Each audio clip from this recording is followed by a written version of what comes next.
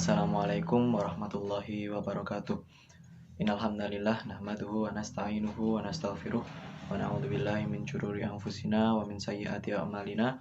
May yahdihillahu fala mudhillalah wa may yudlilhu fala hadiyalah. Alhamdulillahilladzi hadana li hada wa ma kunna linahtadiya laula an hadanallah. Asyhadu an la ilaha illallah wahdahu la syarikalah wa asyhadu anna Muhammadan abduhu wa rasuluh la nabiyya wa la rasula ba'dah. Qala Allah ta'ala fi kitabil karim, a'udzu billahi minasyaitonir rajim. In ahsantum ahsantum li anfusikum. Wa qala Rasulullah sallallahu alaihi wasallam, anta budallaha ka'annaka tarahu fa illam takun tarahu fa innahu yaraka. Allahumma sholli ala Muhammadin wa ala alihi wa sahbihi wa man tabi'ahum bi ihsanin ila yaumil qiyamah. Amma ba'd. Teman-teman sekalian, pertama marilah kita panjatkan puji syukur kehadirat Allah Subhanahu wa taala. Shalawat serta salam semoga tetap tercurah kepada junjungan kita Nabi Muhammad sallallahu alaihi wasallam.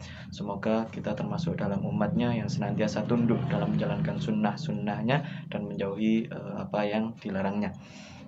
Nah, teman-teman sekalian, di sini saya akan sedikit merefresh tentang materi bab 3, yakni tentang iman, Islam, dan ihsan. Pertama adalah iman. Iman secara bahasa berasal dari kata amanah yang artinya percaya atau yakin. Nah, untuk selanjutnya secara istilah, iman berarti mengucapkan dengan lisan, membenarkan dengan hati, melaksanakan dengan anggota badan. Dan selanjutnya dapat juga didefinisikan iman itu adalah sikap atau mental manusia yang mencerminkan dari kepercayaannya itu tadi, atau juga mencerminkan pengertian dari istilah tadi, yakni mengucapkan dengan lisan, membenarkan dengan hati, dan melaksanakan dengan perbuatan.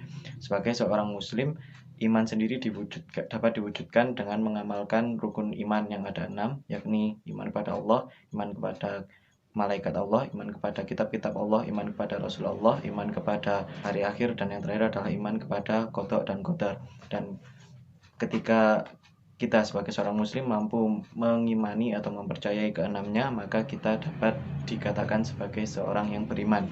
Tapi lebih dari itu, kita juga harus bisa mengamalkannya dalam perbuatan dan juga membenarkannya dalam hati. Selanjutnya adalah Islam. Islam secara bahasa diambil dari kata aslama yang berarti patuh, tunduk, atau berserah diri.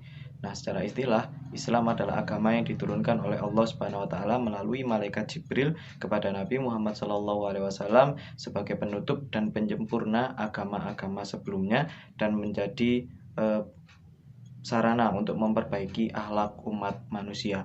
Nah, di sini dapat didefinisikan Islam itu sebagai sikap atau mental manusia yang berserah diri atau bersikap berserah diri dan patuh atas ketetapan dan hukum Allah Subhanahu wa taala.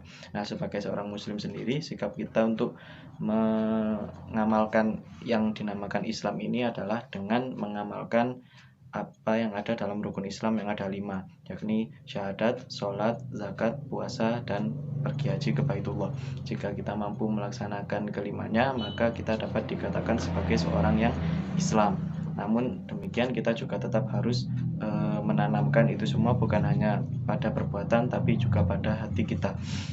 Dan yang terakhir adalah ihsan. Ihsan secara bahasa diambil dari kata ahsana, yahsanu, ihsanan yang berarti berbuat baik. Sedangkan secara istilah, ihsan adalah apabila seseorang beribadah kepada Allah seakan ia melihatnya, dan jika ia tidak mampu melihatnya, maka dia harus yakin bahwa Allah melihat perbuatannya.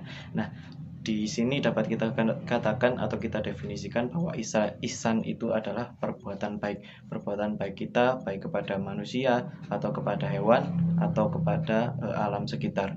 Nah, kenapa 3 hal yakni iman, Islam, dan ihsan ini menjadi suatu hal yang penting dalam agama kita? Karena ketiganya merupakan sikap atau sesuatu yang wajib mutlak dimiliki oleh setiap muslim.